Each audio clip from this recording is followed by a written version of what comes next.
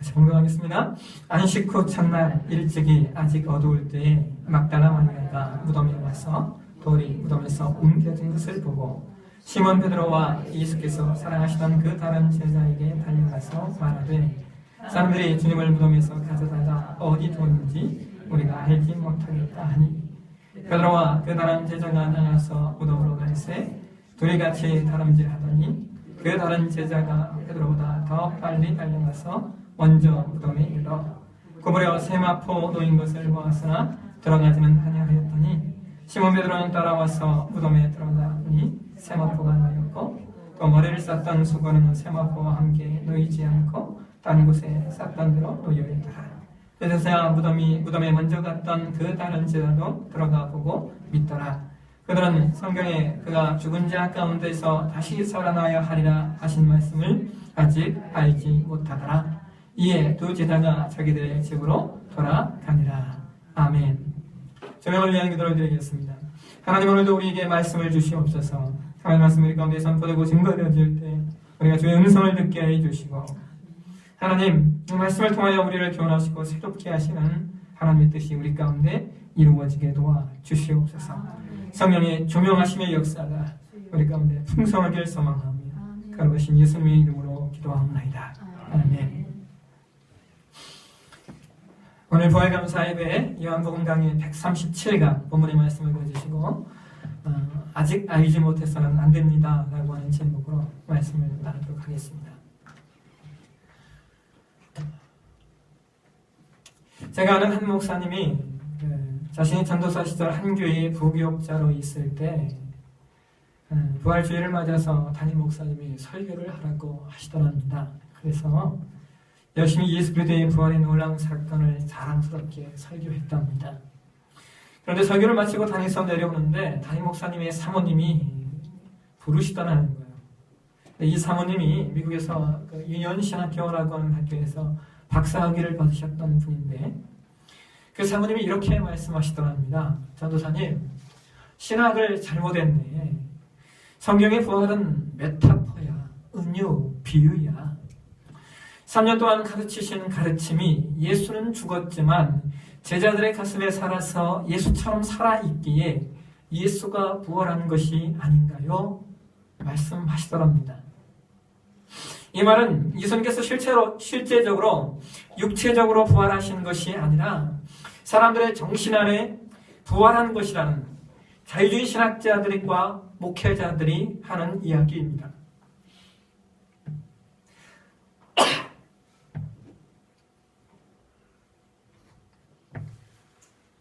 그래서 목사님이 이렇게 반문하셨답니다. 사모님, 만일 예수님의 부활이 육적 부활이 아니라 사상적 부활이라면 부활한 사람들이 참 많이 있겠네요.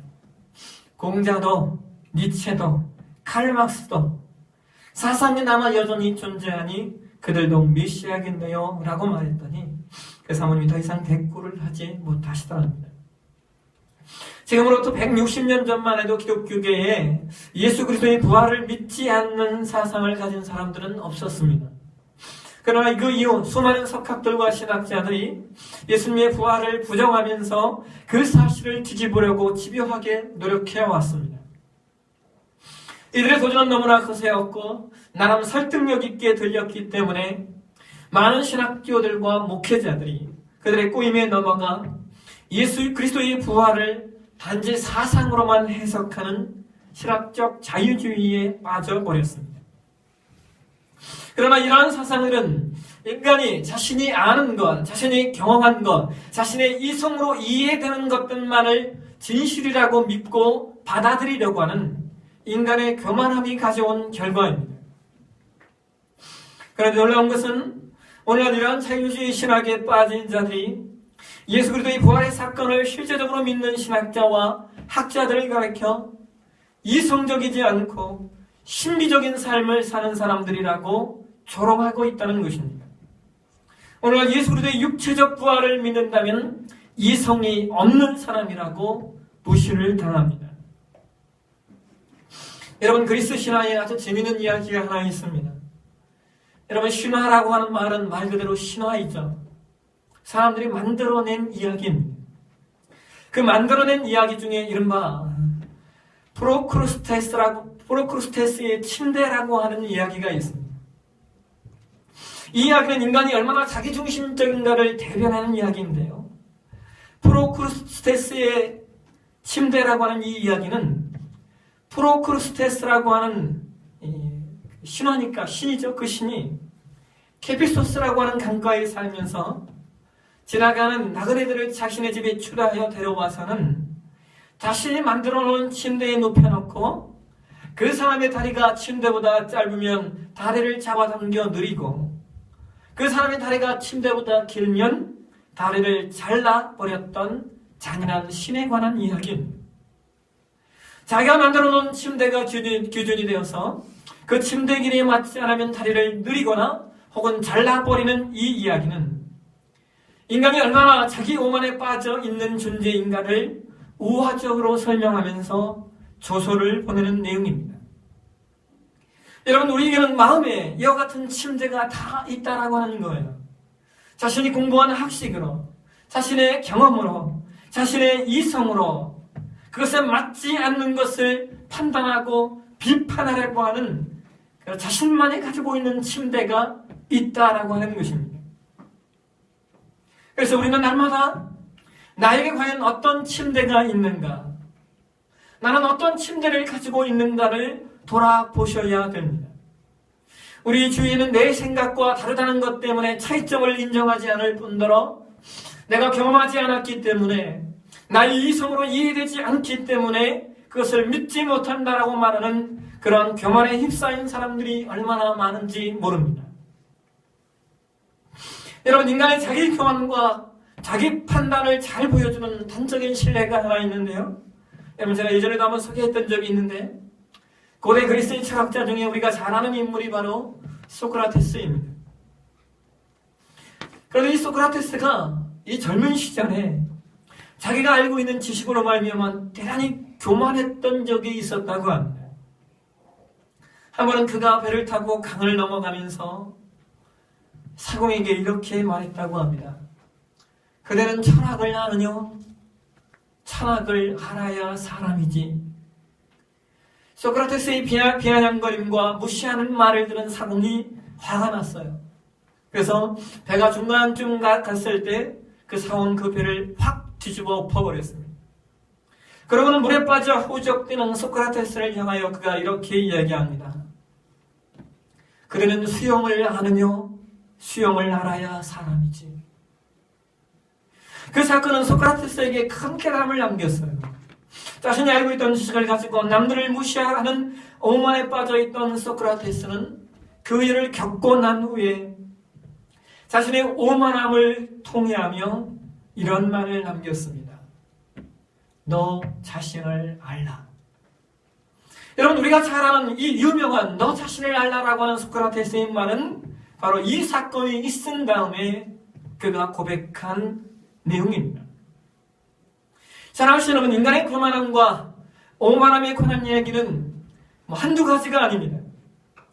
오고 가는 여러 세대에 고작 오래 살아봤자 100년을 살지 못하는 인간들이 어떻게 우주 만물의 그 놀라운 신비를 다 알 수 있으며 어떻게 하나님의 초자연적인 역사를 다 알 수 있겠습니까?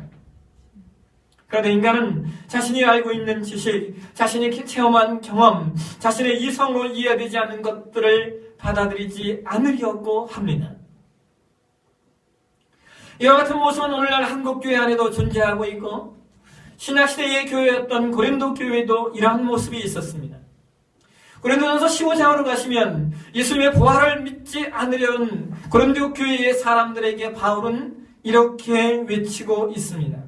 우리 함께 고린도전서 15장 12절 말씀 우리 함께 같이 보실까요?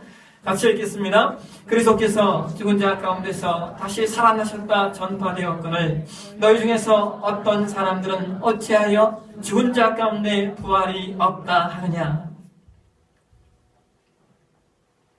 여러분, 지금 이 말씀 속에서 사도 바울의 격동적인 심정이 느껴지시나요? 이것은 그냥 사도 바울이 그냥 편하게 한 말이 아니에요.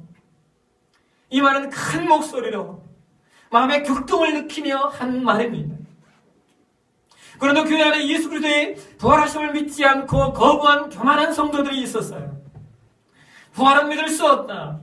내가 살아보니까 죽은 자가 살아난 것을 본 적이 없다. 그런데 여러분, 사도 바울이 어떤 사람입니까? 바울은 다메섹 선상의 여정에서 부활하신 예수님을 만났던 사람이에요. 그러므로 부활의 경험이 없기 때문에 부활이 없다고 주장하는 고린도 교회의 성도들의 말에 바울은 심장이 터질 듯이 격동할 수밖에 없었던 것입니다. 오늘 저와 여러분이 봉독한 말씀은 예수님께서 십자가에 죽으셔서 장사된 후 안식 후 첫날, 그러니까 오늘의 주일에 막달라 마리아가 예수님의 무덤을 방문하였다가 보게 된 놀라운 사건을 기록하고 있습니다. 오늘 본문 1절에 보면 막달라 마리아가 무덤에 와보니 돌이 무덤에서 옮겨진 것을 보았다라고 성경은 말합니다. 여러분, 지난 시간 제가 설명했듯이 유대인들의 무덤은 들어가는 입구가 있었습니다. 왜냐하면 바위를 파서 무덤을 만들었고, 그리고 그 안으로 들어가서 여러 군데를 파서 그 한 무덤 안에 가족들과 후손들의 시체를 안장할 수 있도록 만들었기 때문입니다. 오늘 요한복음은 예수님을 무덤에 안장한 내용을 자세히 기록하고 있지는 않지만 마태복음 27장 60절 이하의 말씀을 보시면 예수님을 무덤에 어떻게 안장하였는가가 세세하게 기록이 되어져 있습니다. 당시 예수님이 돌아가시자 사람들은 예수님을 무덤에 안장하고 또 큰 돌을 굴려 무덤문을 닫았다라고 마태복음 27장 60절이 말하고 있고요. 더 나아가서 마태복음 27장 62절 이하를 보시면 대제사장과 바리새인들이 살아선 전에 예수가 3일 만에 다시 살아날 것이다 라고 이야기했다라고 말하면서 아마도 그의 제자들이 그의 시체를 훔쳐가서 사람들을 미혹할지 모르니까 예수의 그 무덤을 경비병들이 지키게 해달라고 빌라도에게 요청합니다. 예수님의 시신은 이렇게 삼엄한 경비 속에 그 누구도 접근하지 못하도록 조치가 취해진 상태였습니다. 그런데 무덤에 돌이 옮겨졌고 예수님의 시신이 없는 겁니다. 마리아는 누군가 예수님의 시신을 옮겼다고 생각하여 제자들에게 달려갔어요. 이 말을 전해주는 베드로와 그의 다른 제자가 누굽니까? 요한이죠. 요한이 무덤으로 가보았더니 진짜로 돌은 옮겨지고 예수님의 시체를 쌌던 세마포와 수건은 남긴 채 예수님이 없어진 겁니다. 그런데 여러분, 오늘 본문을 우리가 잘 보시면 예수님의 시신이 없어진 것을 본 두 제자의 반응이 어떠한 줄 아십니까? 오늘 10절 말씀의 성경은 이렇게 기록하고 있어요. 이에 두 제자가 자기들의 집으로 돌아가니라. 사랑하신 여러분, 왜 제자들은 그냥 집으로 다시 돌아갔을까요? 그들은 왜 그냥 다시 집으로 돌아갔을까요? 그들이 그냥 집으로 돌아간 이유를 오늘 성경 본문 9절에서 성경은 이렇게 설명하고 있습니다. 우리 함께 9절 말씀 보실까요? 같이 읽겠습니다. 그들은 성경에 그가 다시 죽은 자 가운데서 다시 살아나야 하리라 하신 말씀을 아직 알지 못하더라. 오늘 보면 20장 9절은 베드로와 요한이 자기 집으로 그냥 돌아간 이유를 설명하고 있어요. 그들이 그냥 집으로 돌아간 이유는 그들 안에 예수께서 죽으신 지 3일 만에 다시 살아나리라 라는 말씀을 아직 알지 못하였기 때문이었습니다. 여러분, 이 말씀을 표준 세번역 성경은 이렇게 번역해요. 아직 그들은 예수께서 죽은 사람들 가운데서 반드시 살아나야 한다는 성경 말씀을 깨닫지 못하였다라고 말합니다. 그들이 집으로 돌아간 이유, 그것은 예수께서 반드시 살아나야 한다는 성경의 말씀을 깨닫지 못했기 때문입니다. 여러분, 그들이 성경의 말씀을 깨닫지 못했다는 의미가 무엇일까요? 성경은 고린도전서 15장 3절과 4절을 통하여 이렇게 말씀하고 있습니다. 우리 함께 같이 한번 보실까요? 같이 읽겠습니다. 내가 받은 것을 먼저 너희에게 전하노니 이는 성경대로 그리스도께서 우리 죄를 위하여 죽으시고 장사 지낸 바 되셨다가 성경대로 사흘 만에 다시 살아나사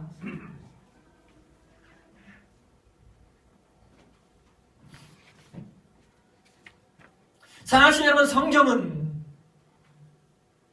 예수 그리스도의 부활의 사건을 이미 기록하고 있습니다. 시편 16편을 보시게 되어지면 성경은 내 영혼을 음부에 버리지 아니하시며 라고 하는 말씀을 기록하고 있어요. 이 말씀을 사도행전 2장 사건에서 사도 베드로가 이 말씀을 가지고 설교하면서 이렇게 말합니다. 사도행전 2장 우리 29절에서 32절까지의 말씀을 우리 함께 보시겠습니다. 우리 같이 한번 읽도록 하겠습니다. 형제들아, 내가 조상 다윗에 대하여 담대히 말할 수 있노니 다윗이 죽어 장사되어 그 묘가 오늘까지 우리 중에 있도다. 그는 선지자라 하나님이 이미 맹세하사 그 자손 중에서 한 사람을 그 위에 앉게 하리라 하심을 알고 미리 본고로 그리스도의 부활을 말하되 그가 음부에 버림이 되지 않고 그의 육신이 썩음을 당하지 아니하시리라 하더니 이 예수를 하나님이 살리신지라 우리가 다 이 일의 증인이로다. 아멘. 그렇습니다, 여러분. 구약의 수많은 말씀, 구약의 수많은 사건, 구약의 수많은 인물들은 예수 그리스도의 메시아 되심, 예수 그리스도의 이 땅에 오심, 예수 그리스도의 죽으심, 그리고 예수 그리스도의 부활하심의 그 놀라운 사건을 구약의 수많은 사건과 수많은 인물들이 선지자가 되어 그것을 예표하고 있습니다. 이것이 성경이 우리에게 알려주는 내용입니다. 그렇다면 여러분, 문제는 이런 겁니다. 오늘 나 자신은 과연 예수 그리스도의 부활하심을 제대로 깨닫고 있으며 또 나아가 제대로 보고 있느냐 하는 것입니다. 오늘 우리 역시 본문에 등장하는 제자들처럼 예수께서 살아나셨다, 부활하셨다라는 사실을 깨닫지 못하여 그저 집으로 돌아가는 그런 신앙, 그런 확신이 없는 그런 신앙은 아닌지 우리는 우리 자신을 돌아봐야 됩니다. 사랑하시는 여러분, 기독교 신앙의 핵심 가운데 하나가 바로 부활신앙입니다. 요한복음 11장으로 가시면 예수님께서 죽은 나사로를 찾아가십니다. 예수님이 배단이 나사로의 집에 도착하시자 나사로의 누이 마르다가 예수님께 이렇게 말하죠. 예수님이 여기 계셨더라면 나의 오라버니가 죽지 않았을 것입니다. 그래서 예수께서 이런 말씀을 하십니다. 요한복음 11장 25절에서 26절까지의 말씀, 우리 같이 한 목소리로 봉독하도록 하겠습니다. 예수께서 이르시되 나는 부활이요 생명이니 나를 믿는 자는 죽어도 살겠고 무릇 살아서 나를 믿는 자는 영원히 죽지 아니하리니 이것을 내가 믿느냐.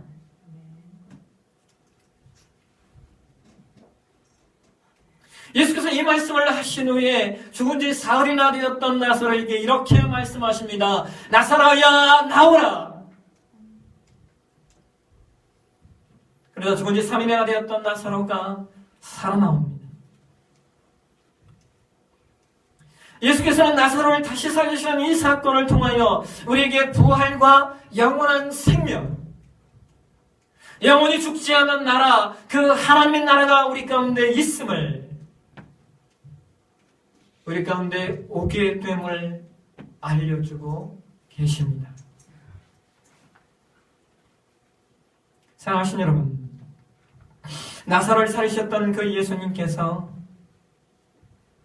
우리에게 부활의 영광과 영원히 죽지 않는 그 하나님의 영광의 나라를 주실 것을 여러분 성경의 약속을 따라 믿으십시오.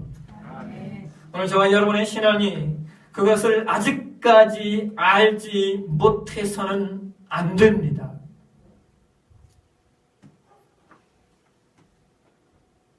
세상 사는 사람처럼 어떻게 사람이 죽었다 살 수 있어. 우리 이성으로 믿어지지 않아 라고 하는 그런 믿음 없음, 그 자리에서 저와 여러분이 벗어나셔야 됩니다. 여기 신앙은 부활의 신앙입니다. 그 부활의 영광을 확고히 믿고 오늘을 사는 저와 여러분의 신앙이 되어주시기를 주의 이름으로 축원합니다.